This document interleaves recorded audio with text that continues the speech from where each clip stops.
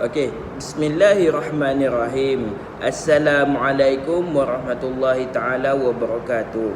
Pertama sekali saya ingin mengucapkan selamat kembali ke sekolah. Walaupun kamu tidak hadir ke sekolah tetapi kamu masih boleh belajar dengan secara dalam talian. Okey, pertama sekali saya ingin memperkenalkan diri saya terlebih dahulu. Okey, nama saya Muhammad Firdaus bin Ahmad Tarmizi. Saya akan mengajar subjek akidah tahun kelas 4 Bukhari dan juga 4 Ibnu Majah. Jadi dekat sini, apa yang kamu perlu tahu berkaitan dengan akidah? Akidah ni adalah pasal dalaman. Okey, sekiranya kita tidak ada akidah, maka habislah kehidupan kita selama ini. Okey, jadi saya tak nak terangkan dengan lebih panjang, saya ingin masukkan ke dalam isi kandungan. Okey, untuk tahun 4, berapa banyak pelajaran yang kamu perlu belajar, berapa banyak yang kamu kena tempuhi, ini saya akan senaraikan beberapa aspek pelajaran yang kamu perlu pelajari. Okey, untuk tahun 4 kamu akan belajar sebanyak 8 tajuk. 1, 2, 3, 4, 5, 6, 7, 8. Okey, jadi kamu akan belajar dalam 8 tajuk. Dan di dalam 8 tajuk ni berbagai-bagai reaksi, berbagai-bagai emosi yang kamu akan jumpa di dalam subjek akidah. Okey, yang pertama, berkaitan dengan tajuk yang pertama, kamu akan belajar berkaitan dengan tajuk beriman kepada malaikat. Okey, beriman kepada malaikat, di bawahnya ada berkaitan dengan kamu kena perlu pelajari berkaitan dengan hukum dan dalil beriman kepada malaikat. Itu yang pertama. Untuk yang kedua, kamu akan belajar apakah maksud malaikat dan ciri-ciri malaikat. Ciri-ciri malaikat ni banyak. Okey, malaikat ni macam mana? Okey, malaikat ni macam mana, ada tugasan-tugasannya. Okey, yang ketiga, kamu perlu pelajari nama-nama malaikat dan tugasnya. Okey, siapa tahu tugas malaikat? Malaikat apa yang mencabut nyawa? Okey, itu kita akan belajar di dalam tajuk yang pertama. Selesai. Okey, untuk tajuk yang kedua, kamu akan belajar berkaitan dengan tajuk beriman kepada kitab-kitab Allah. Apa itu kitab-kitab Allah, Ustaz? Okey, macam ni kitab-kitab Allah, dia yang kamu kena belajar adalah yang pertama, kitab-kitab yang wajib kita ketahui. Ada berapa? Ada berapa? Okey, sebarang pertanyaan kita akan jawab pada kelas nanti.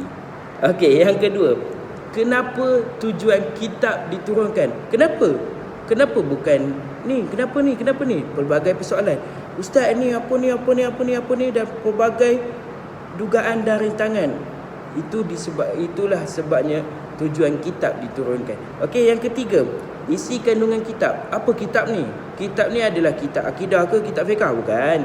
Ini adalah kitab Al-Quran. Al-Quran yang kita baca selama ini setiap hari. Supaya apa? Supaya kita mendapat keredaan Allah Subhanahu Wa Taala. Yang keempat, kepentingan penurunan kitab kepada Allah, kitab Allah kepada Nabi dan umatnya. Okey, itu untuk pelajaran yang kedua. Bagi pelajaran yang ketiga, dengar sini baik-baik wahai para pelajar yang saya sayangi. Kamu akan belajar berkaitan dengan sifat-sifat Allah. Okey, sifat-sifat Allah kita tak akan belajar semua, kita akan belajar 3 sahaja. Kita akan belajar berapa? 3 sahaja. Okey, 3 sahaja tu apa dia? Iaitu sifat wahdaniyah, kudrat dan juga iradat. Okey, faham? Okey, untuk yang keempat, beriman kepada qada dan qadar. Apakah maksud qada dan qadar? Nanti kita akan terangkan. Saya akan terangkan satu persatu sampailah kita habis tajuk. Okey, yang pertama kamu perlu pelajari iaitu adalah pengertian qada dan dalil. Yang kedua, pengertian qadar dan dalil. Dan yang ketiga, jenis-jenis qada. Yang keempat, perkara-perkara yang berkaitan dengan qada dan qadar. Yang kelima, hikmah beriman kepada qada dan qadar. Yang keenam, kesan beriman kepada qada dan qadar. Dan yang terakhir, akibat tidak beriman dengan qada dan qadar. Okey, maksudnya macam ni. Kenapa kita kena beriman dengan qada dan qadar? Kenapa? Why? Kan? Kenapa? Sebabnya ada segala jawapan di dalam kitab fiqh akidah yang kita akan belajar sebentar nanti. Okey, tajuk yang kelima, perkara-perkara sam'iyat. Okey, di dalam perkara-perkara sam'iyat, kamu akan belajar berkaitan dengan yang pertama, pengertian sam'iyat. Apa itu sam'iyat? Dalil dan hukum. Yang kedua, contoh perkara sam'iyat. Apakah benda ini ya Allah? Peningnya sam'iyat. Sam'iyat. Okey, jadi kita akan terangkan. Yang pertama, pahala dan dosa. Okey, di dalam pengertian pahala dan dosa, kamu akan belajar juga berkaitan dengan pengertian pahala, pengertian dosa, syarat mendapat pahala, tips menjauhi dosa. Dan yang kedua, kamu akan belajar berkaitan dengan alam barzah. Ustaz, alam barzah tu alam apa Ustaz? Jadi kamu akan belajar juga nanti. Yang ketiga, pada mahsyar. Yang keempat, hisab.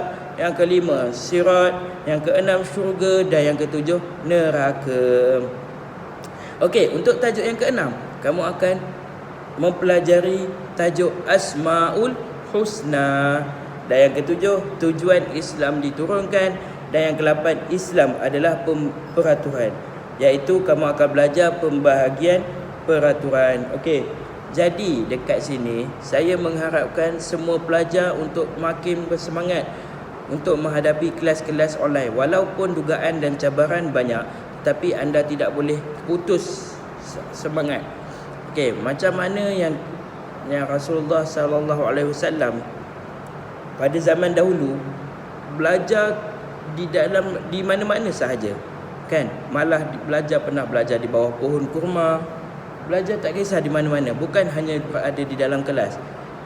Belajar ilmu ni takkan habis sampai bila-bila. Okey, faham Okey, jadi nasihat daripada saya, teruskan belajar dan jangan putus asa. Sebab awak kata, Ustaz, tak syok lah tak boleh pergi sekolah. Yes, memang tak syok pun tak pergi sekolah. Di rumah awak tidur makan, and then main game, kan? Betul tak? Okey, jadi bila kata sekolah nak dibuka, semua seronok. Yeay. Bila kata sekolah ditutup, alamak, tak syok macam ni. Jadi nak tak nak, kamu kena teruskan kehidupan kamu walau macam mana keadaan sekalipun. Ikhlas, akhir kata daripada saya, okey, supaya awak menjadi anak-anak yang soleh, anak-anak yang baik.